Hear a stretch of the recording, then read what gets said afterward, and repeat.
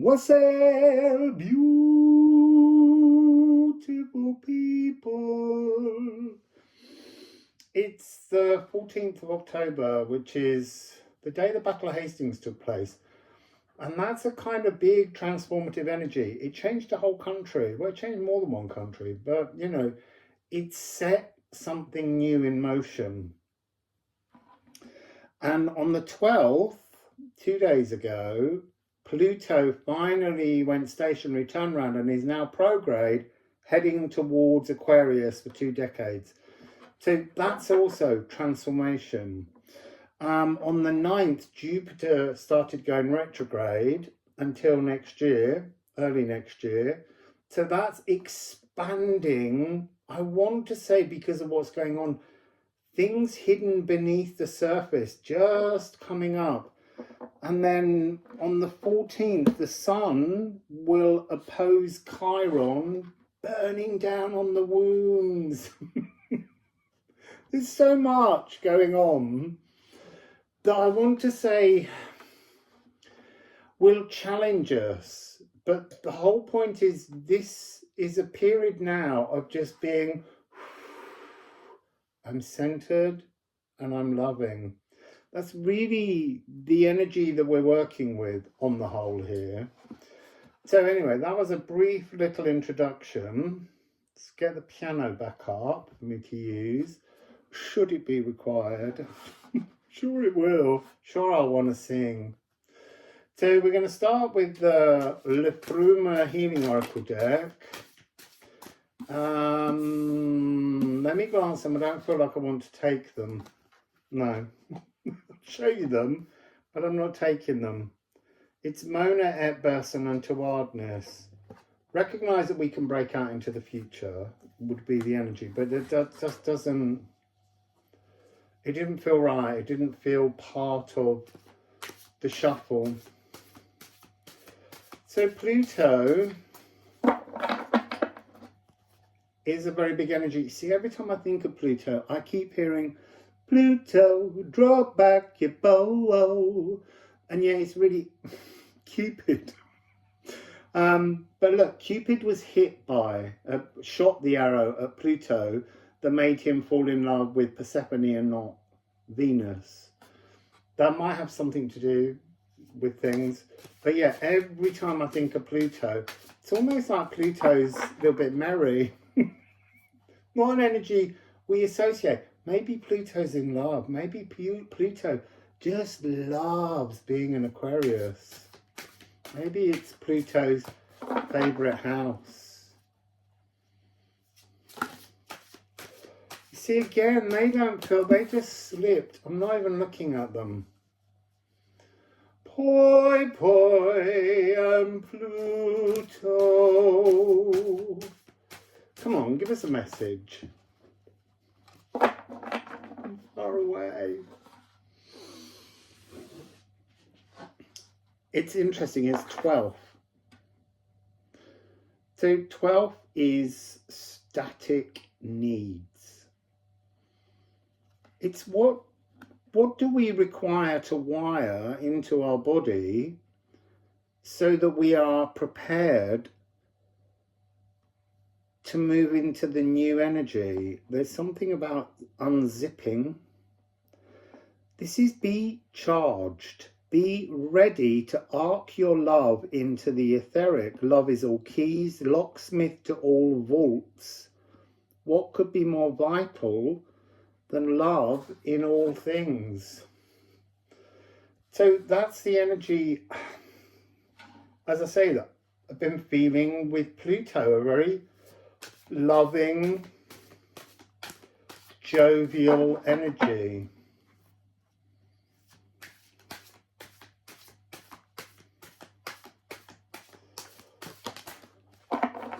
And then Witchcraft.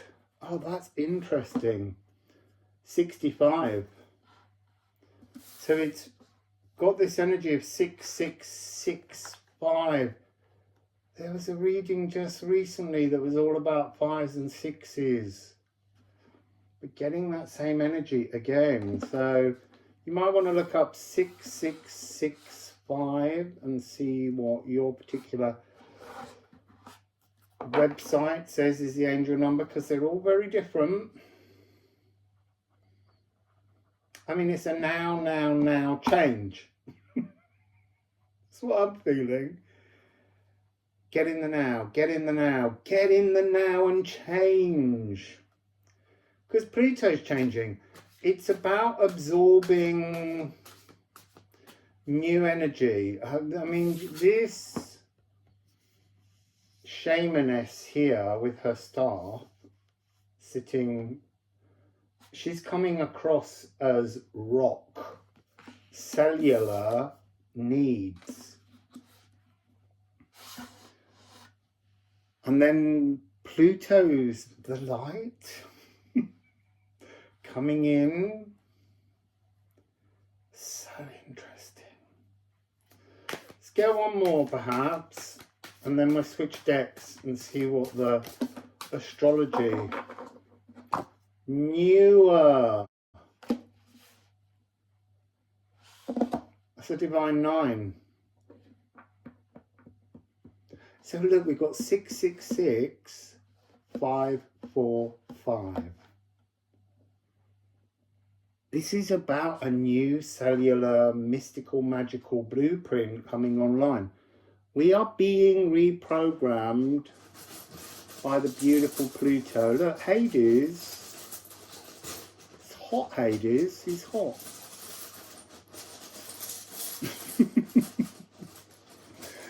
I'm sure Penelope will tune in. If I say hot Hades, Penelope will so be on here at some point. So what do we have? Yeah, look, Björk. It's a new beginning. There's something of raising things out of us. Lifting, raising, rising, all of those energies. Burning down the old, but calmly. Yeah, waken, 69. You see, and then we've got 27, which is another 9. So here we've got 6. Oh my goodness, and this is a 9. 9, 6, 9, 2, 7, which is a 9. So here we have changed the Tesla code. So we got 666 9, oh no, 6666, 4 sixes, and then we have 9999. So 4 9s and 4 60s. This is the divine working in the physical. There's nothing internal about this. It's almost like the internal energy is done. You just have to wait for the world around you to provide us with a new Plutonian energy that's just going to allow us to blossom into the new frequency. That's a beautiful thing. Well, that was a wee explosion. So down on the floor, done deals, there's a new, and look, and it is solar seeded year. This is year 1 of a brand new, almost 2-decade cycle.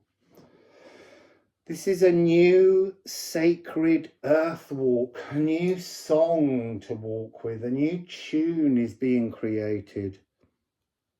Oh, and it's C, anchor back in. So look, that's the C sharp of Pluto.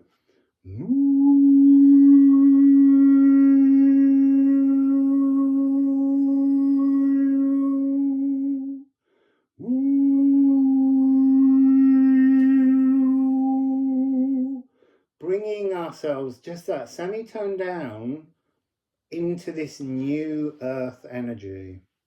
And what else do we have down here? Oh, Juno. See, look, merging relationships. And this is an F sharp, higher heart, bringing a new loving consciousness into the physical world through the spine.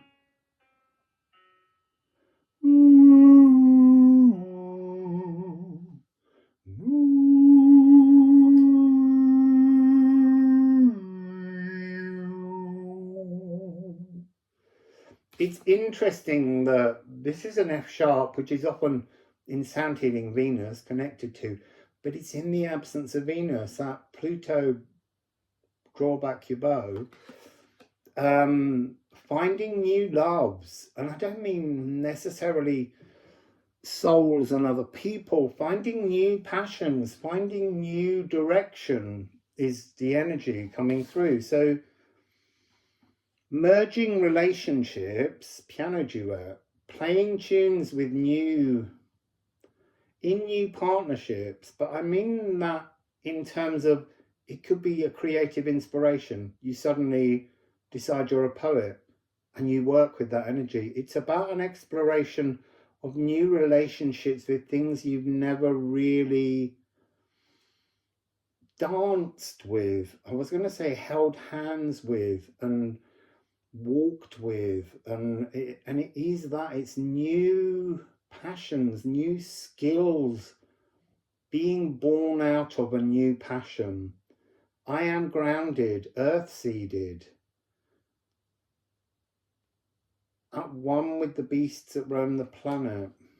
That's to be at one with the planet. And then I am committed, a known purpose, beginning to feel like there is a new purpose, because we've had 20 years of this Pluto restriction frequency.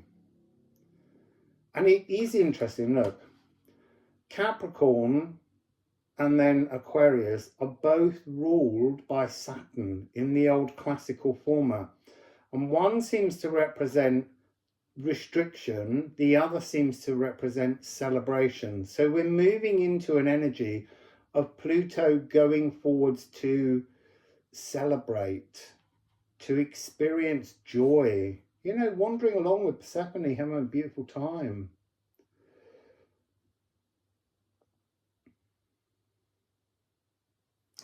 Something about having your batteries recharged. And then the other one, see, just to skip ahead to the next zodiac sign, Pisces. Pisces is the 12th part of the magnum opus of alchemy. And this is the point at which you have a shining inner brilliance, and everything you do magnifies, multiplies, materializes. It's the cosmic conjurer. It's the peal of bells. It's that celebratory energy. It's like wedding ourselves into a new era. So what's really interesting is there's another 6, and then we get the first 3. There's something about inner competency.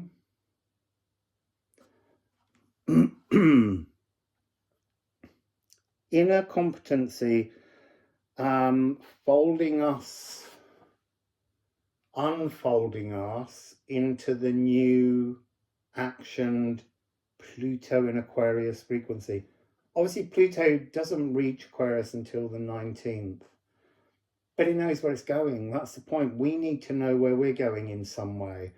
And even if you don't know necessarily the full shine of the path you would like to embrace, just embrace the fact that you are moving into a new frequency, a new world that you can embrace and enjoy.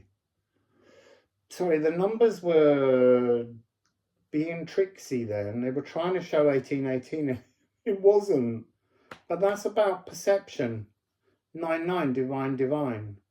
It is there, but we need to be slightly prepared or anticipating that transformation. So I want a couple more. Oh no, I was going to do also this. So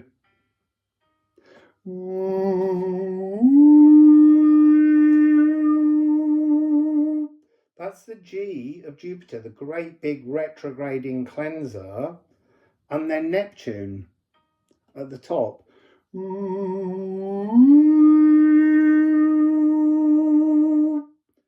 Clearing away an old C fret, an old fog that needs to go.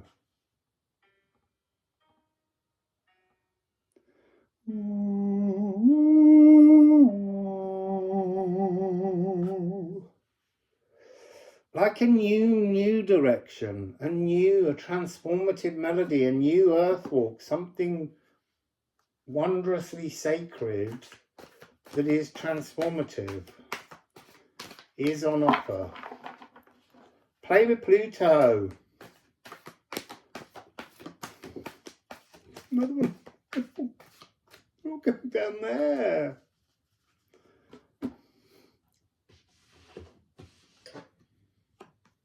Pallas Athena. This is so interesting and square. Yes, square is a 90-degree angle, so there's another 9 coming in. But what it's wanting to point out is that we see squares as something that's a kind of actionable contention. Something that we need to work with to transform something, that divine 9. But that's the point. Anything that is contentious, if you look inside it, if you remain calm, if you don't get triggered into a kind of outburst, then what you really see is the divine ability to transform. And so it has 4 sides, a square. So obviously we've got 4, 4, 4. And that's, to me, the Jupiter trap. That's an energy where we can get caught in an expansion without direction. Almost like expanding spherically, but without any sense of movement. And we really need to sense movement, a sense of a new epoch entering. It's heroic, it's intellectual, it's strategic.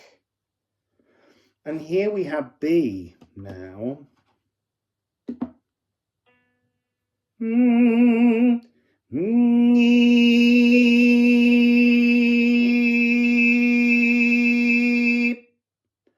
That should, with your headphones on, have slightly made your head hurt.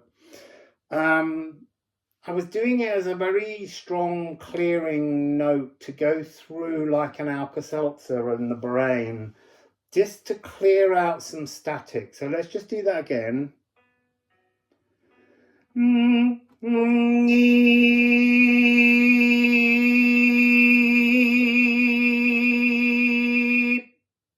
Whoa! Now I'm going to pull it into your body. So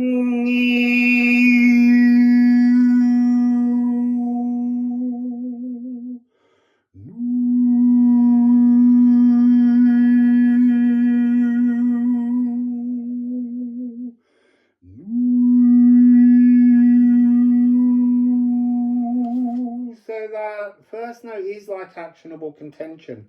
Going through, clearing out, and then allowing, it's almost taking the floor out so that things can drop fully. Things can really ground into this space.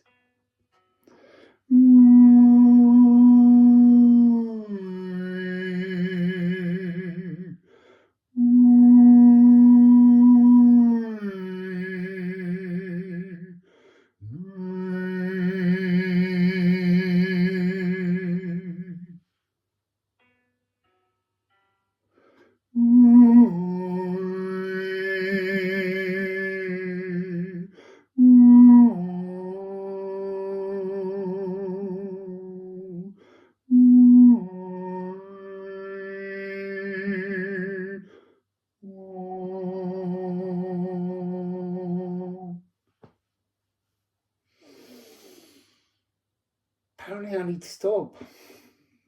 All the way through that I was like, and then it ends. And I was like, if I haven't finished. So I know it ends. So there's some notes. There's something about direction. Don't concern yourself with the inner during this period. It's almost like a test of your inner resolve to remain centered, to remain calm, to remain anytime something comes towards you with a kind of energy, just greet that energy with calm, love, And it's an energy, it's a time, I guess, until the 19th, to just practice not reacting and just being in a calm state, ready to arc your love towards people, because that will unlock all the layers that you need. So that's today's little reading on the 14th. I'll say, beautiful people.